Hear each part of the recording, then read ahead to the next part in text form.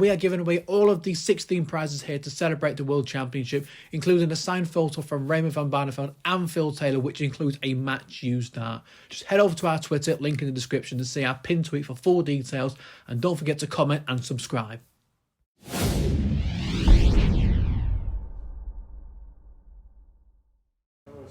Scott, through to the last 32 here at Addy Paddy, just some of your emotions after that game.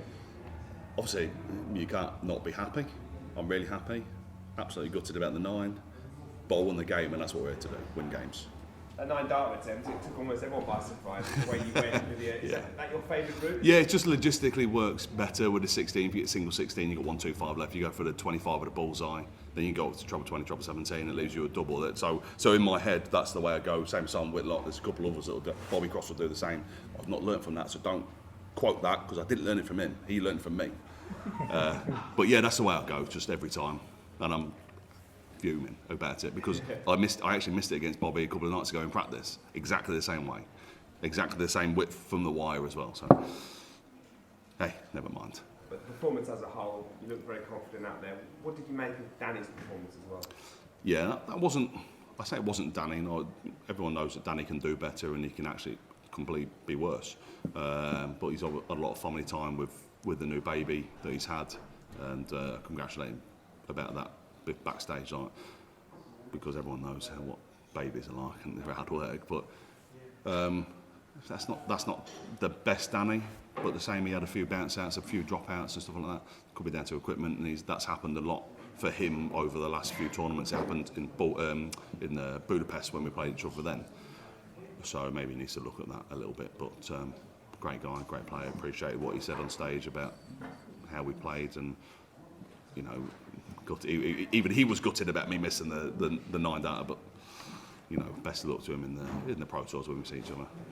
Martin Schindler or Jermaine Watterman next for you. What do you make of that as a potential match-up? And it is the furthest you've reached in this tournament. You know, so it's a nice fixture. Yeah, it's a great fixture, but honestly, like, it's Danny Noppert, you know, top 10 in the world, against Martin Schindler, who's favourite within the Germans, and Jermaine obviously not a favourite the other night because he played Fallon.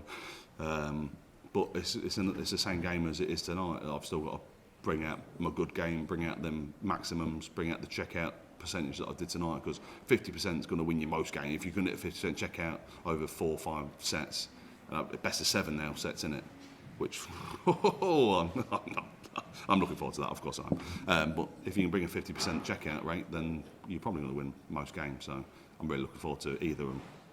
Are you going home happy for Christmas now? What Hell are you yeah. going to do over the break, and how are you going to prepare for that next week? Exactly the same as I would do every Christmas. I'll go home. I'm head chef in the household. I've got family members coming over and stuff like that. So it'll just be a normal Christmas. It'll be Boxing Day and the 27th. That's a bit different. It's my daughter's birthday on the 27th, so I'm probably not going to be able to see her on that day. I don't know the schedule. I don't know how it's laid out. So regardless of that, you know, it's work, isn't it? I've got, and she's only 3, so she ain't got a clue, is she? no chance of the family joining you down here? My wife's here. My wife's here. She turns up. She's one of my biggest fans. I've got a few in the crowd by the sounds of it as well. But yeah, she'll probably be here as well, supporting me. Cheeky Nando's the night before, because that seems to be working. The last 2 games I've had Nando's the night before, and obviously there are other chicken restaurants available. But yeah, I'm just going to enjoy over 3 or 4 days off, mate. Thank you. Cheers. Scott, congratulations. Thanks, After Phil.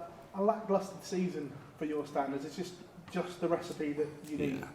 Yeah, man. It's been a weird year, and like I've told you before on the podcast, and I told everyone else, it's all about game time, and I've had nowhere near as much game time as I did last year with everything. You know, everything I've played last year and how well I did, and I didn't need to practice. So practice has been weird this year because I don't know how to do it, and even with Bobby the last month or so, that's not even been great for me because I'm still struggling. My dart's not been great. I'm not sure how to throw. Dozer mentioned on the stream on the thing the other day that I've been messing about my throw, which I shouldn't be doing because I know, Wayne will tell you, Dozer will tell you, it's one of the best, technically the best throws in the darts, and I shouldn't be doing that. But I'm just pleased it clicked tonight. And it clicked, and I knew it straight away from the first 9 darts in the practice room when I hit a 9-darter that it was going to go well tonight. Furthest you've been in the World Championships, and obviously we were touching on the prize money and everything like that. Was tonight the biggest result of your career today?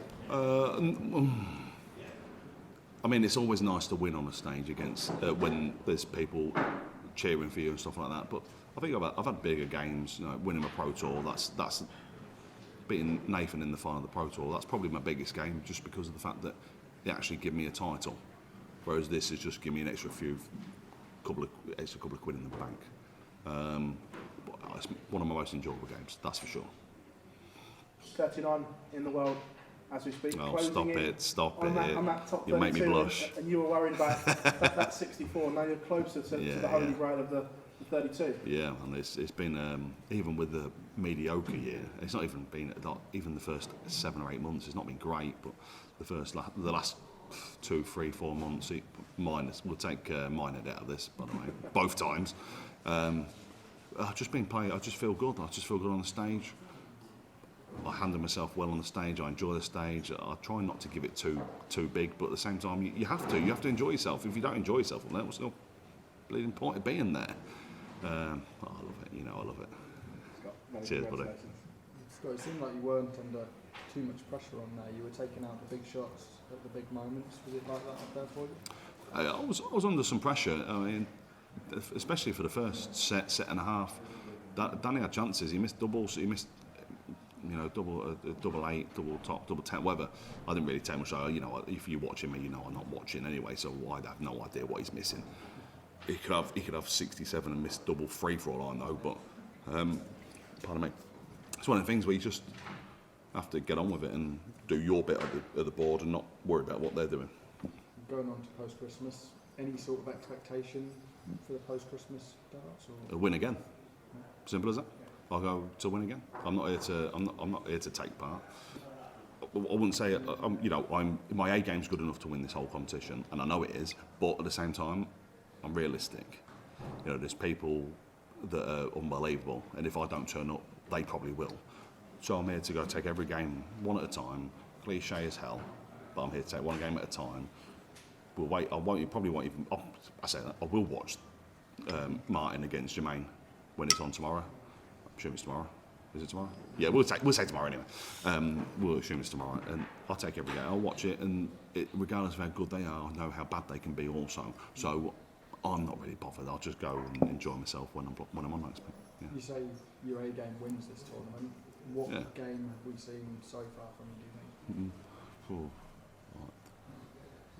The same as most of my grades at school, like a D or something like that. No, but that's my B game. My B to B plus game is a 94. I'm happy with a 94. You'll win a lot of games on the tour with a 94, especially in set play as well. Set play's tough because you can average 77 in the first set, like Bobby did, and then all of a sudden the last set you can average 95. So it's one of the things where you can all of a sudden the shift can change, and it's one of the things. But we'll take it set game by game, leg by leg, dart by dart. Cheers, Josh. Scott, you mentioned there your A game. What do you need to do behind the scenes to make sure you're bringing that A game out more often? Absolutely nothing.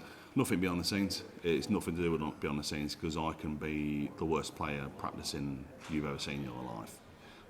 But as soon as I get up on that stage and I'm in front of people and I've got to perform, that's when I turn it on. And my throw's weird because I practice behind stage. I don't throw the same behind the scenes that I do on stage. Obviously, I'm when it comes to being on stage, my body's more forward, my arms, straighter, and we're practicing. It's more about getting my arm loose and making sure it's okay for when I go on the stage. So, as long as my arm's loose, like it was today, it could be a bit looser. But I need to cut out them troublous visits. That's what I need to do. Not far too many for today, but I would. So again, you got to go with it. Yeah. We know that you like a no-look 180. Did you ever consider a no-look 9 darter? No, but I did it a no-look 180 the 3 darts before we started the second set. No, I was never good. But it's one of them things that people want to see. And even with this crowd behind me, I didn't even care about what it was. It was just dart, dart, dart. I could have stopped, didn't. Felt good, fuming, gutted. But hey, it's a winner. It's a win at the end of the day, isn't it? You mentioned the crowd behind you there. Next up, you mentioned it could be Jermaine Wattimena or Martin Schindler. Yeah. If it is Martin, we know there's a lot of German fans that have flown over. How fiery could that atmosphere be? Half of it English, half of it German. Not as many English fans though, is there? So I'm still feeling, I still feel good about it. But Martin's a class player, but Jermaine's a class player. You can watch Jermaine all the time, and if he's on as fast as he is, like Ricky Evans, like he don't miss a lot. But yeah, it'll be a great game to watch. Hopefully, anyway. Hopefully, it'll be a great game to watch, regardless. Scott, big well done. Thank you very much. Oh, thank you kindly.